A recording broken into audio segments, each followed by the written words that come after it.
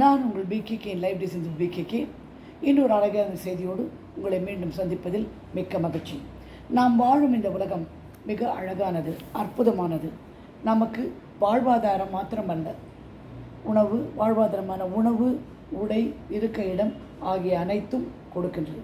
அது தவிர இது நமக்கு தன்னம்பிக்கை, நம் அழகு, தைரியம், காதல், வீரம் போன்ற உணர்வுகளை தருகின்றது. நாம் ஒரு வழிப்போக்கர். அங்கேருந்து இங்கே வந்தோம், கொஞ்ச நாள் இருக்கோம்.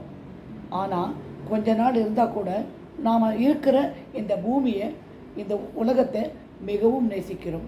பஞ்சபூதங்களை நேசிக்கிறோம். எப்படி பஞ்சபூதங்களை நேசிக்கிறோம்? மூச்சு விடும்போது, தண்ணீர் குடிக்கும்போது, தரையில் நடக்கும்போது, வானத்தை பார்த்து ரசிக்கும்போது, அந்த மாதிரி ஒவ்வொரு விஷயமும் நாம் இந்த உலகத்தை நேசிக்கிறோம். அப்படி நேசிக்கும் நமக்கு நம்மை நாம் நேசிக்க வேண்டும். அதற்கு ஒரு டெக்னிக். காலையில் எழுந்த உடனே கண்ணாடியை பார்த்துக்கணும். நீ அழகானவள். கண்ணை நேராக பார்த்து சொல்லுங்கள். கண்ணாடி, நீ அழகானவள், அறிவுள்ளவள், புத்திசாலியானவள். இன்றைய நாள் உனக்கு இனிதாகவே நடைபெறும். அதிக நம்பிக்கையோடு இதை நீங்கள் சொல்லுங்கள். நல்ல ஒரு மூச்சு பயிற்சி செய்யுங்கள். எழுந்தவுடன் மூச்சு பயிற்சி செய்தவுடன் இந்த நாளை திட்டமிடுங்கள். இந்த நாளை திட்டமிடுவது முதல் நாளே செய்து விடுங்கள். முதல் நாளே நீங்கள் எழுதுங்க, என்னென்ன வேலை நாளைக்கு செய்ய போகிறேன், இதெல்லாம் சக்ஸஸ்ஃபுல்லாக செய்ய போகிறேன். எழுந்த உடனே என்ன சொல்லணும்?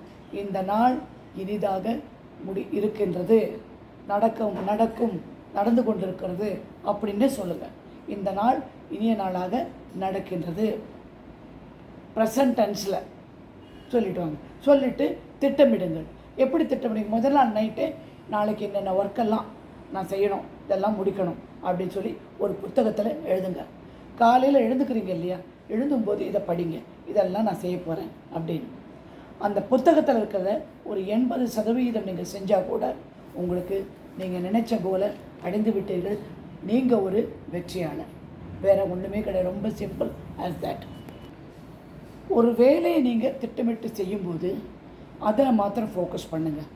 ஒரே நேரத்தில் நான் அடுப்பில் இங்கே சாம்பார் வச்சேன், இங்கே குழந்தைக்கு ஹோம்ஒர்க் சொல்லித்தரேன், அடுத்து இன்னொன்று பண்ணுறேன்னு சொல்லி மல்டி டாஸ்கிங் பண்ணாதீங்க. கடைசியில் சாம்பாரில் உப்பு இருக்காது, குழந்தை ஹோம்ஒர்க் சரியாக முடியாது. அந்த மாதிரி நிறைய விஷயங்கள். அதே மாதிரி தான் ஆண்களுக்கும் ஒரு நேரத்தில் ஒரு வேலையை ஒழுங்காக, முறையாக, சரியாக செய்து பழகி முடித்து விடுங்க. அதற்கப்புறம் அடுத்த வேலைக்கு போங்க. இன்னொன்று, உங்களுக்கு தேவையில்லாத விஷயங்கள்லாம் மண்டையில் போட்டுக்காதீங்க. ஒரு வேலை நீங்கள் செய்யும்போது அந்த ஒரு வேலை மாத்திரம், தேவையற்ற எதுவுமே மனசில் எடுத்துக்காதீங்க, இழுக்காதீங்க. ஏன்னா அது உங்களுடைய ஆற்றலை குறைத்து விடும். ஆற்றல் இல்லாமல் போய்டும். செய்கிற விஷயம் ஒழுங்காக முடியாது. ஆனால் focus on what ever you are doing. என்னெல்லாம் செய்கிறீங்களோ அதை ஃபோக்கஸ் பண்ணுங்கள். வேலை செய்து கொண்டே இருக்கும்போது ஒரு சோர்வு ஏற்பட்டால் ஒரு சிறிது நேரம் ஓய்விடுங்கள். நான் ஒரு ஜப்பானிய மெத்தட் சொன்னேன் பார்த்தீங்களா?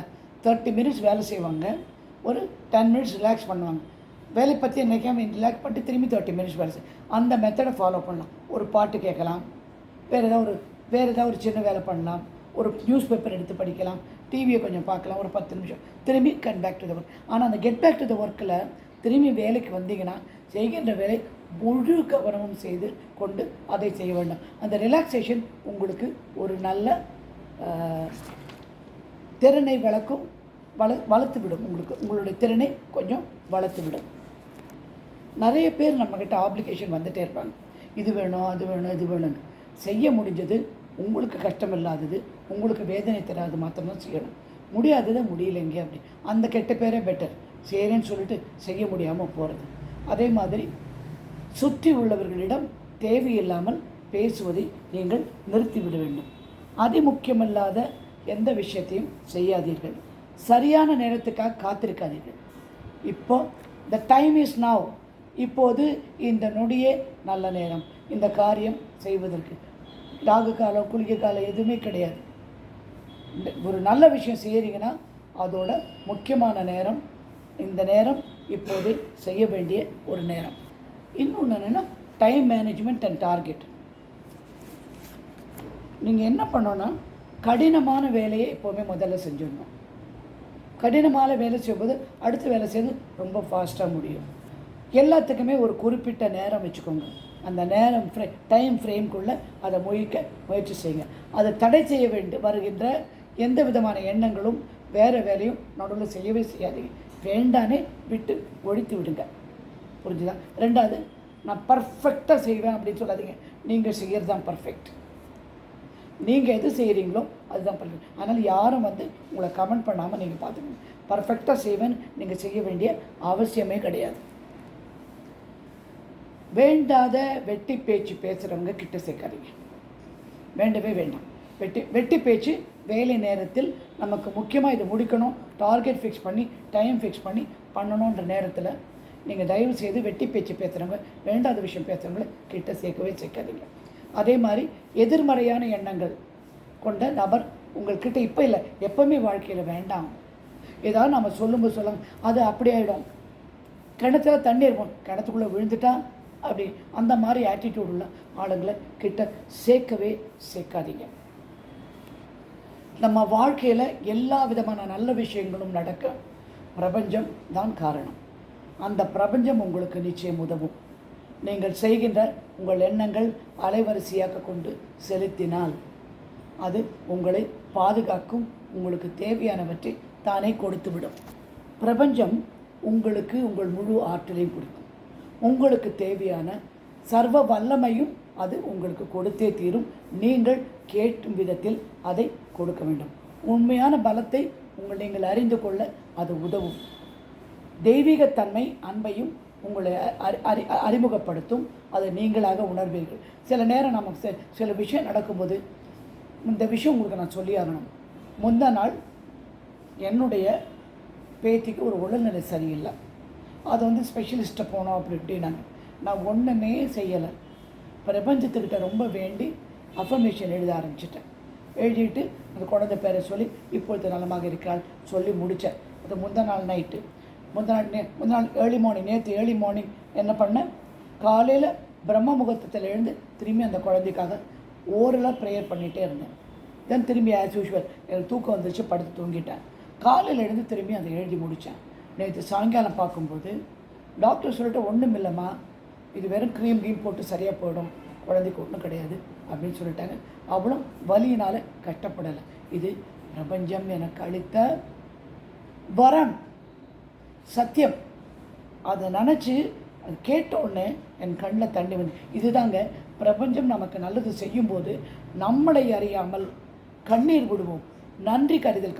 கண்ணீர் விடுறது வருத்தத்தினால துக்கத்தினால கிடையாது, ஆனந்த கண்ணீர். என் மேலே இவ்வளோ கருணையா, என் நம்பிக்கைக்கு நீ பாத்திரமானவனா அப்படின்னு சொல்லி. அதனால் பிரபஞ்சம் எல்லாருக்கும் எல்லாம் வேண்டிய அனைத்தும் கண்டிப்பாக கொடுக்கும். நீங்கள் கேட்கும் விதத்தில் கேட்க வேண்டும், நம்பிக்கையோடு கேட்க வேண்டும். தைரியமாக உங்களுக்கு நடந்து விட்டது, முடிந்து விட்டது, கிடைத்து விட்டது என்று நீங்கள் நினைத்தால் தானாகவே உங்களுக்கு வேண்டுகின்ற வரன் கிடைத்துவிடும். அதி அற்புதமான சந்தர்ப்பங்கள் உங்கள் வாழ்க்கையில் உண்டாகும். உங்களுக்கு என்றும் நன்றி உணர்வு உங்களிடமே இருக்கும். உடனே தேங்க்யூ சொல்லுவீங்க. உங்களை அறியாமல் நீங்கள் பாருங்கள், நீங்கள் யாராவது ஒருத்தர் தேங்க்யூ சொல்லாமல் இருக்கீங்களான்னு மாத்திரம் பாருங்கள். ஒரு நாளைக்கு ஒரு 3 தடவை 4 தடவை நம்ம தேங்க்யூ சொல்லியிருப்போம். நம்மளை அறியாமல் வரும். அந்த தேங்க்யூ எப்படின்னா, இந்த பிரபஞ்சத்தோட நிழல் அருள் நம்ம மீது படியும் போது அந்த தேங்க்யூ வரும். இந்த பிரபஞ்சம் உங்கள் தேவைகள் அனைத்தும் பூர்த்தி செய்யும். எப்படி செய்யணும்? ஒரு நாளைக்கு 100 தரம் இப்படி சொல்லுங்கள். நான் எனக்கு சொல்லுங்கள், என் பெயர் பகலகுமாரி, எனக்கு என்றும் எப்போதும் இப்போதும் நல்லது மாத்திரமே நடக்கிறது. என் பெயர் சந்திரசேகர், அப்படி அவங்க பேரை சொல்லிட்டு எனக்கு 5 லட்சம் ரூபாய் உடனடியாக இப்போது கிடைத்து 100 தரம் சொல்லுங்கள். இந்த மந்திரத்தை 100 தரம் சொல்லிட்டீங்கன்னா உங்கள் பெயர் சொல்லி, என் பெயர் சோ, என் பெயர் எனக்கு தேவையான இந்த வேலை கிடைத்து விட்டது, என் பெயர் சோ, என் மகள் திருமணம் நடந்து விட்டது, இப்போது பிரபஞ்சத்துக்கு நன்றி, இதை சொல்லிகிட்டே வாங்க. உங்களுக்கு நீங்கள் வேண்டியது அனைத்தும் நீங்கள் கேட்காமலே உங்களுக்கு கிடைத்துவிடும். இன்னொரு விஷயம், நான் ஒரு அழகான கவிதை கேட்டேன். பர்வீன் சுல்தானா எனக்கு ரொம்ப பிடிக்கும் அவங்க டாக். அவங்க அம்மா பற்றி சொன்னாங்க. இது ஏன் இங்கே சொல்கிறேன்னா, நேற்று ஒரு அம்மா என்கிட்ட பேசுகிறாங்க. அவங்க குழந்தைக்கு 16 வயசு, 11ஆம் கிளாஸ் ஏதோ படிச்சுட்ருக்கான்.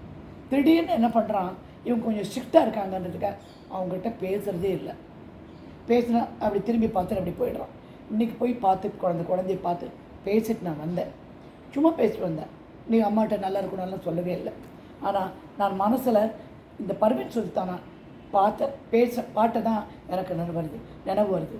அந்த உலகத்தில் அவங்க சொல்கிறாங்க, ஃபோன் ஒன்று வருது ஒருத்தருக்கு அப்படின்னு கேட்டால் என்ன பண்ணுறீங்கன்னு கேட்டால் அது மனைவி, என்னப்பா சாப்பிட்டியாப்பா அப்படின்னு கேட்டால் அது தாய். தாய் என்றால் உணவு. உண்மைதான். கருணை, அன்பு, தாய். தாயை மதிக்க கற்றுக்கோங்க எல்லாரும். திட்டியே பேசினாலும் வட்டிலே சோறு வைப்பாள், ஒட்டிய உடம்பானாலும் உசுரை விட்டு பாசம் வைப்பாள். தின்னபடி நம்ம பேசினாலும் அப்படியே அதை அணைத்து கொள்வாள்.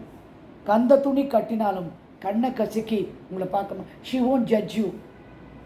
என்ன கிழிஞ்ச துணி போட்டிருக்க, என்ன இது, என்ன அப்படி, நீ ஏன் இப்படி அப்படின்லாம் சொல்ல மாட்டான். அந்த தாயானவள் எல்லாருடைய வாழ்க்கையிலும் ரொம்ப முக்கியமானவங்க. தாயை மதிக்கணும். உங்கள் குழந்தைகளுக்கும் அன்பை காமிங்க. எப்படி காமிப்பீங்க? நீங்கள் உங்களுடைய தாயிடம் அன்பை காமித்தால்தான் உன் குழந்தை உங்களை பார்த்து கற்றுக்கொள்ளும். புரிந்ததா? எனக்கு 8 பேர குழந்தை utmost respect and lot of love எனக்கு காமிப்பாங்க எப்போவுமே. அன்பை தவிர வேறு எதுவுமே 6 பேர குழந்தைங்க அன்பை தவிர வேறு எதுவுமே கிடையாது. புரிஞ்சுதா? அதனால் நீங்கள் தாயிடம் அன்பு காமிங்க.